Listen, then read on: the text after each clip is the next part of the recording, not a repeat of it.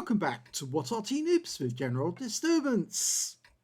This is the M18 Hellcat. It's a tier 6 American turreted tank destroyer.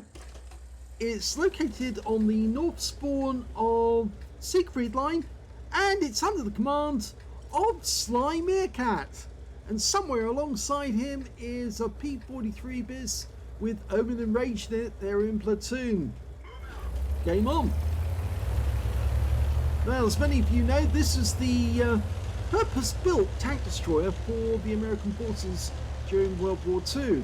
They did have the M10 Wolverine, but that was actually built and designed based on the M4 hull with very, very little armour, whereas this was a purpose-built tank destroyer able to go really fast. And although in this game it appears that he's actually got the 90mm gun, which I think he has, yes, 240 Alpha, 243mm pen with the premium ammo, and he gets the first shot into an OI. In actual fact, the Hellcat actually only had a 76mm gun, not the 90mm it's armed with there, and that's mainly because only one Hellcat actually received a 90mm gun, and that was only for test purposes.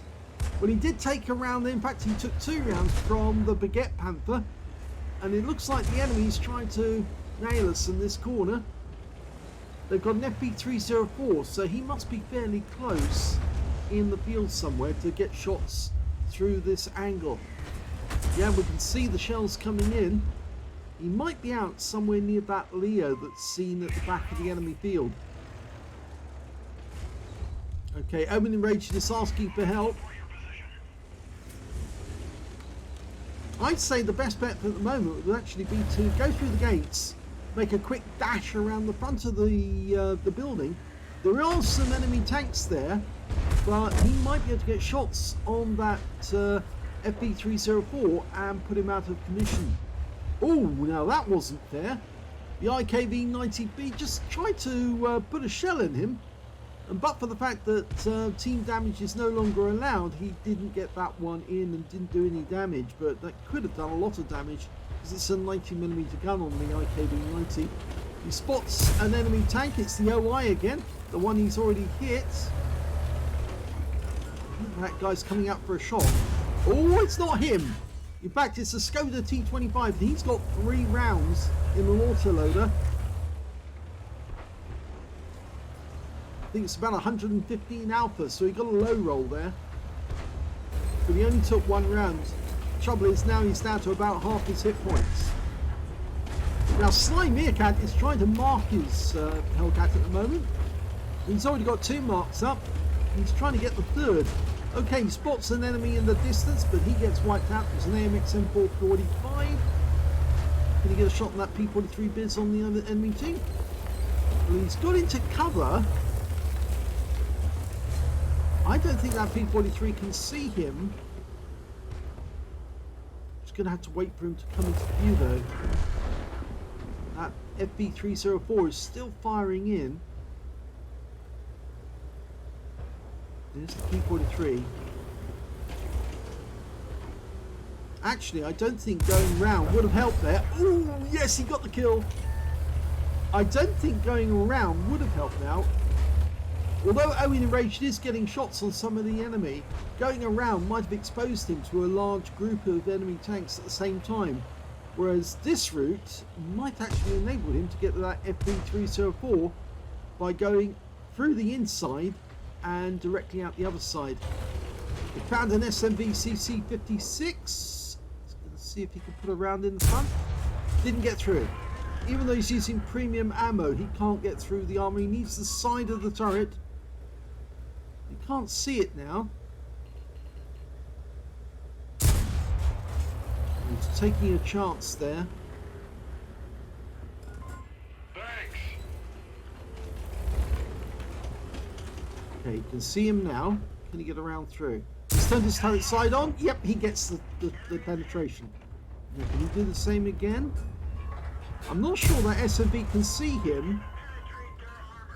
He's trying to tell his teammates to attract fire from him and then he'll get the shots in. You see how accurate the gun is, but some of the shells seem to be just missing him, others going straight in. Now, that's right. I think that penetrated. He's still having difficulty. It might be a good idea. Oh, he's going to try it again.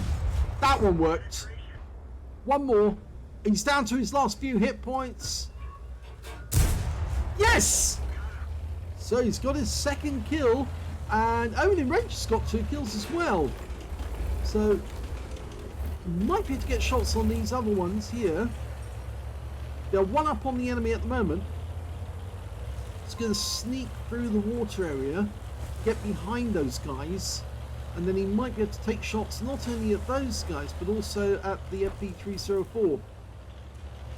Omen Enraged unfortunately got killed, so he's no longer in the game as far as I can tell, or is he? No, he is in the game, but they just got killed there by the Super Hellcat of the enemy team. Okay, I thought he was out of the game mainly because I couldn't see his icon, but he is dead now, and the Bert knows that he was spotted, and we just spotted a Cromwell as well. He's nearby and he just hit us in the rear, and he's focusing on us because the P43 Tur is capping, and he doesn't fancy that 90mm gun on the P43 Tur. Is he coming back to try and get shots on him? Because we do have another tank nearby, a Super Chappy. Now, can we get this Cromwell? Just bounced off the armour. Just hit it at the wrong angle. That's better. That's better. So, 3 kills now. Only 3 enemies left. We've got an enemy T-43 nearby. I don't think he saw us there. And he's out the game. So that's 4 kills. The only 2 remaining are a Striv M4257 and a T21. There's the T21. Now you can see us. Oh, but he's distracted, I think. And that... Oh, didn't hit. But you can get the kill now. Oh, but he's dead before we can get a shot in. And that leaves just one left, the Striv M4257, who should be the north side of the city. He's still been spotted, and he's just gone. And that's the end of the game.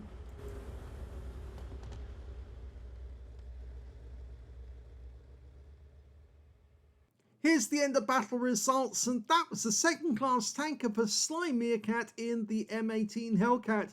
He got a fighter badge for getting at least 4 kills. He did get 4 exactly, but best of all in this game, he got his 3rd mark of excellence. He also got a 5 for effect for doing more damage than the hit points to his own vehicle, and his win rate for the battle was 5,159, which is Super Unicum standard. Let's have a look at team score and see where he was.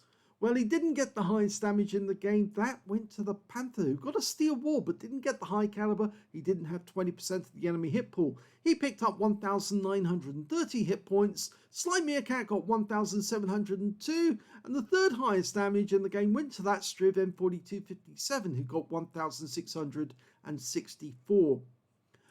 When it came to the other player in our game, the Omen Enraged, who was actually in the P43 Biz, he got 1,640. So no slouch on that game, because he actually did the, was it the 5th highest damage in the game? 6th highest damage. 6th, I think, because, yes, he was ahead of the Cromwell, but behind the Striv M42, just. Only slightly below, 24 points, not a lot. Anyway, when it came to kills, it was definitely Sly. He got 4 kills out of that one. 3 kills went to the Striv M4257, and 2 kills went to the Tiger 1, to Omen Enraged, to the 40TP, the P43 Tur, and only one other tank on the enemy team managed more than 1 kill, and that was the OI. When it came to base XP, it's the P43 Biz who did the best. Yes, Omen Enraged. He was actually doing spotting as well as actual damage to the enemy. 1,035 base experience points went to him, 908 went to SlyMeerkat, and 847 went to the Panther. Sly fired 19 rounds of 90mm ammunition, got 13 direct hits on the enemy and 9 penetrations. Damage of 1,702 hit points, of which 717 were at more than 300 meters. Most of those were the shots he was firing at the SMV-CC-56, by the way. 4 hits received, all 4 were penetrations. The armor on this tank is terrible, you'll see that in a second. 4 enemy vehicles spotted, 7 enemy vehicles damaged, 4 killed, and 278 hit points of damage assistance. He earned 29,088 credits during the game, but because he was trying to mark the thing, he needed to fire premium ammo to make sure that every shell counted and that it penetrated the enemy. Unfortunately, he came up against a couple of tanks that were really difficult to penetrate because they had very, very heavy armor, the SMV for instance, and that's why he was bouncing rounds off that guy's turret. He also spent some on consumables, and as a result, with the premium ammo alone, he actually ended up at minus 83,600 for that, and he actually ended up at the game minus 81,069 credits for the game. So quite an expensive game, but worthwhile in terms of the result. 1,362 XP, and the same again because he'd already had a win that day, so no multiplication. So that was the end of battle results. Let's have a quick look at the armor profile for this vehicle. Okay, you can see straight away that really there is no armor on this vehicle. It's very, very thin indeed, 12.7 millimeters. And even with angling, that's not really going to provide you with anything. About the only strong armor on the vehicle is the mantlet. And of course, that's right next door to the gun. And of course, the plate directly behind the mantlet, which is 76.2 millimeters. So you haven't really got much armor on this thing at all, and if you do get hit, you're more than likely going to take some damage, some serious damage. The sides of the vehicle, again, you can see here right up at the front, 12.7, 19.1 around about here at the front of the vehicle, but at the rear it's 12.7 again. Engine deck is even lower, 7.9, and the rear of the vehicle 12.7. You have got slightly better armor on the turret, 31.8 there you can see, and the bustle at the rear 44.5, but that's because there's ammo in there, so you really do need to have a bit of armor there. Plus, of course, that's where the counterbalance is to actually counterbalance the gun at the front. Let's have a look at the live model, because just about anything will go straight through. Yep, it will. So yes, difficult. Let's have a look at modules. Okay, the modules, you can see that it's got the transmission up front, the engine's at the rear, surrounded by 2 fuel tanks. We've got the driver on the right-hand side, the gunner's mate on the left-hand side with the radio, and in the turret on the left-hand side of the turret, we've got the gunner. We've got the tank commander directly behind him, loader on the right-hand side of the turret, and there in the bustle you can see the ready rack of ammunition, 90mm ammunition, ready to feed straight into the breech as soon as they spot a target. They didn't really have a lot of ammo ready and available because it's big shells. These are huge shells, these 90mm. So they normally just fire 1 round at the enemy and then scarper before they get hit in return. You can see there's a couple of ready racks, or ammo racks rather, not ready racks, down below in the hull. And after they fired the ready rack ammunition, they then replenished that as soon as they were out of action, so that they were ready again. But really, you didn't want to engage any enemy tank in a long fight, a bruising fight, because you would take a lot of damage because there's no armor there ready to protect you at all. So the idea with this tank was just a hit and run. You spot the enemy, you shoot them, and you disappear before they can return fire. And that way you end up okay. If you stick around to shoot at the enemy will really take it out on you. So it's just not worthwhile. Anyway, that's the modules on the M18 Hellcat. So congratulations there to SlyMeerkat, getting his 3rd mark of excellence on the Hellcat. Now you can load up a standard load of ammunition and maybe even consider using one of the alternative guns. I know a lot of people use the 90mm gun on the Hellcat, but in actual fact you can get much better DPM by using the 76mm gun, which is the 2nd gun in the series. That they have a series of guns, including a Mark III, which is basically a standard 76mm gun, and then it works your way upwards from there. And of course you've got so much better DPM of those other guns. I can point that out because you can see the DPM of the 90mm gun is 1766, and I think I can show you that if we actually have a look at the not the comparison, that's not the one I want to show you. If we look at the stats, that's better. Okay, you can see with the standard gun 1766 96, but if you, that's the 90mm. If you go to the 3-inch, you've got 1811, and if you've got to the 76mm, it pops up to 2116, and if you get the next one up, it's 2321. So you're getting much better DPM of the 76mm gun, the intermediate gun, rather than going all the way up to the 90mm where the DPM drops back down again. And the reason it drops back down is the reload time. It's 8.15 seconds. With the 76mm gun, that reload time is 3 seconds. That means you can get 2 shots out on the enemy with one of these, but you only get 115 alpha. So you don't get much in the way of damage, but you can pump shells into the enemy really, really quickly. And of course, that gives you more chance to hit a module to do some damage to the enemy. So it's actually sometimes desirable to take the 76mm gun instead of taking the top gun and then just plugging the enemy full of holes. But it just means you have to take more shots to do it.